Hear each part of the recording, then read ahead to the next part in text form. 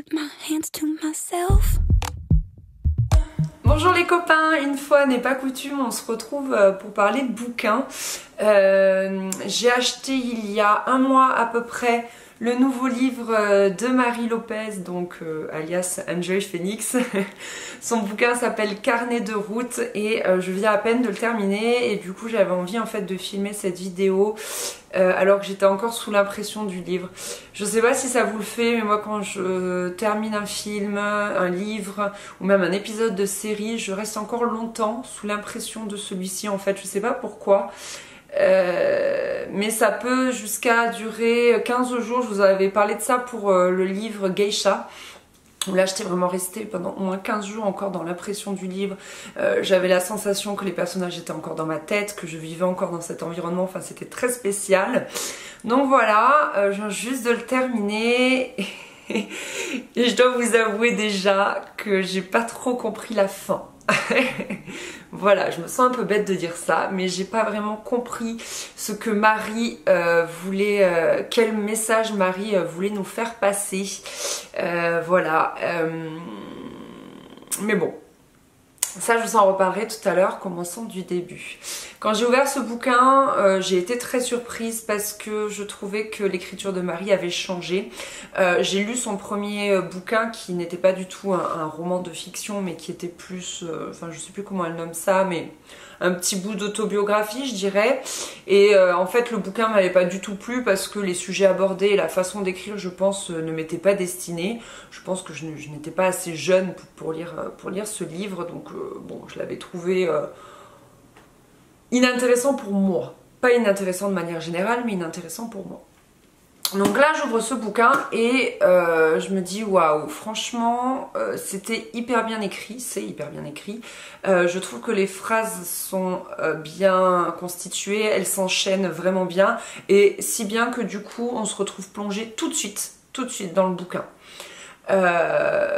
Et je trouve que ce style d'écriture ne va pas nous lâcher, c'est vraiment très constant tout au cours du roman et tout au long du roman et vraiment ça j'ai adoré. Je trouve que de temps en temps elle en fait un tout petit peu trop, elle essaye un petit peu trop de chiader ses phrases, de mettre des petits effets etc. Mais globalement j'ai vraiment adoré sa façon d'écrire, ce qui change donc beaucoup de son premier livre. Et ensuite au niveau de l'histoire j'ai vraiment adoré, donc en fait ça se situe tout autour d'une auto-école en fait.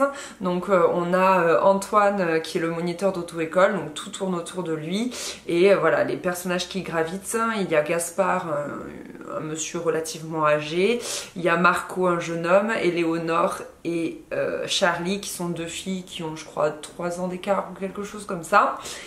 Et très rapidement au cours du roman on comprend que Charlie c'est quand même plus ou moins Marie. Mais moi ce que j'ai adoré c'est en lisant ce roman c'est essayer de piocher ce que Marie avait pu semer pour nous, ce que Enjoy Phoenix avait pu semer pour nous dans le livre. Parce qu'en fait on se rend finalement compte que chacun des personnages parle un peu d'elle en fait. Tout le roman parle de Marie, mais par petites semences comme ça. Et moi j'adore, en fait j'adore Marie. Voilà, elle a, enfin ou plutôt j'ai 6 ans de plus qu'elle je crois. Quel âge elle a? Elle a 22. Elle a 22, Marie, j'ai 7 ans de plus qu'elle. Mais je reste, je sais pas, j'adore cette fille, j'adore regarder ses vidéos, je la trouve d'une maturité assez impressionnante au vu de son âge. Enfin moi j'ai toujours, voilà, je la suis depuis super longtemps, je dirais pas depuis le début, mais depuis bien 5 ans. Et non, depuis 4 ans. Depuis 4 ans je pense. Je sais pas depuis combien de temps elle a sa chaîne. Je vous avoue que j'ai pas trop la mémoire des dates. Et du coup c'était vraiment passionnant je trouve de lire, voilà, de lire ce roman, cette fiction, tout en essayant de grappiller des petits bouts de Marie. Donc on en apprend un petit peu plus sur comment elle vit tout ça en fait, parce que je trouve que même si elle dévoile beaucoup de choses sur son quotidien via ses vlogs etc, via Snapchat tout ça, on sait quand même pas à l'intérieur comment elle se sent, comment elle vit les choses, et là on peut un peu comprendre. Après moi en tant qu'un petit peu que youtubeuse, j'arrive aussi à me mettre à sa place. Et aussi sur la fin elle nous parle un petit peu de Danse avec les stars et j'avoue avoir été émue en fait, parce que je pensais pas qu'elle avait vécu les choses comme ça. Et voilà, donc c'était très intéressant à lire. Et voilà, sinon pour revenir à l'histoire, je l'ai trouvé vraiment bien ficelé, que ce soit voilà, autour de ce passage du permis, j'ai trouvé ça super. Enfin voilà, ça m'a beaucoup parlé de voir ces personnages voilà, qui passent leur code, qui font les leçons de conduite, etc. Je trouve que elle nous construit assez bien les personnages.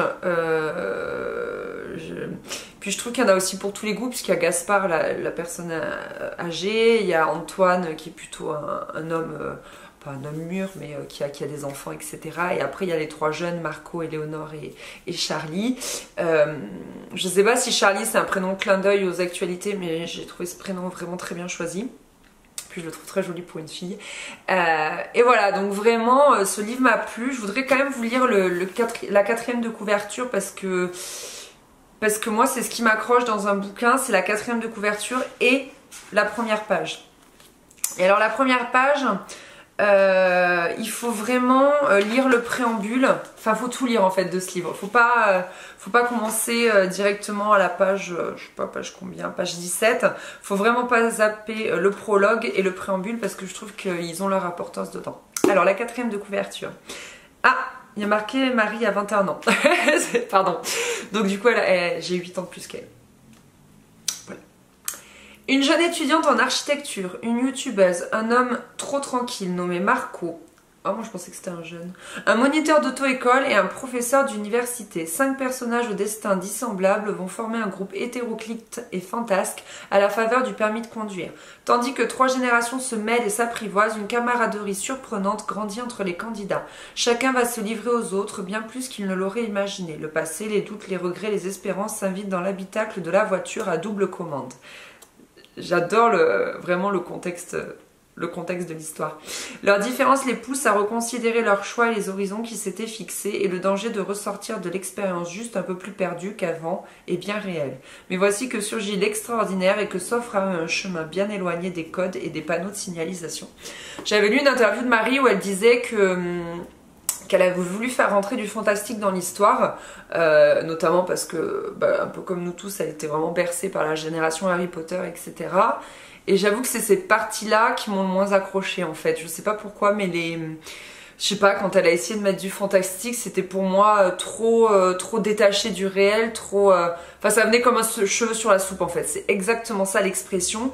Et du coup, je suis pas rentrée dedans. Mais ça c'est un détail, ça m'a pas plu. Je pense que ça plaira certainement à d'autres personnes, mais moi ça m'a pas accroché parce que j'aime beaucoup en fait ce qu'on appelle des romans de vie. Moi j'adore quand on a comme ça des tranches de vie et qu'on partage un petit bout de chemin avec les personnages et qu'on est vraiment dans le réel, dans leurs sentiments, dans leurs sensations, dans leur vie.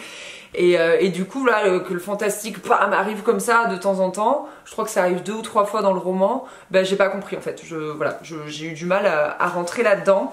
Et sinon le prologue est fabuleux. Non, c'est pas le prologue, je crois que c'est... Non, si c'est le prologue est fabuleux parce qu'elle met en place comment et à quel point les 5 personnages sont liés, et elle fait ça, donc Marie, quand je dis elle fait ça en 3 pages. Donc c'est merveilleux, enfin le prologue, j'ai adoré quoi, vraiment. Ah, c'est top. J'ai vraiment adoré. Je suis en train de le parcourir là vite fait. Ouais, c'est vraiment Marie. Enfin, je pense que tu ne regarderas jamais cette vidéo. Mais ton prologue est vraiment bien écrit. J'ai vraiment adoré. Ben voilà les filles, cette vidéo est terminée. J'espère que mon compte rendu de ce roman vous aura plu. Je serais très curieuse de savoir si vous l'avez lu. Et si vous l'avez lu, si vous avez lu le premier en fait de Marie, d'Enjoy Phoenix, pour voir un petit peu ce que vous avez pensé de la différence entre les 2 bouquins, sachant que le premier est quand même une autobiographie et celui-ci est plutôt une fiction. Voilà, bah écoutez, c'était un petit interlude au milieu de mes vidéos de Noël. J'avais vraiment envie, voilà, ce matin de filmer cette vidéo puisque je viens de finir le bouquin. Et écoutez, n'hésitez pas à vous abonner à ma chaîne, ça me fait toujours très très plaisir, ça m'encourage beaucoup sur YouTube. Donc n'hésitez pas à cliquer là sur le petit bouton abonner. Et puis je vous retrouve très vite pour plein d'autres vidéos de Noël. Voilà, bisous!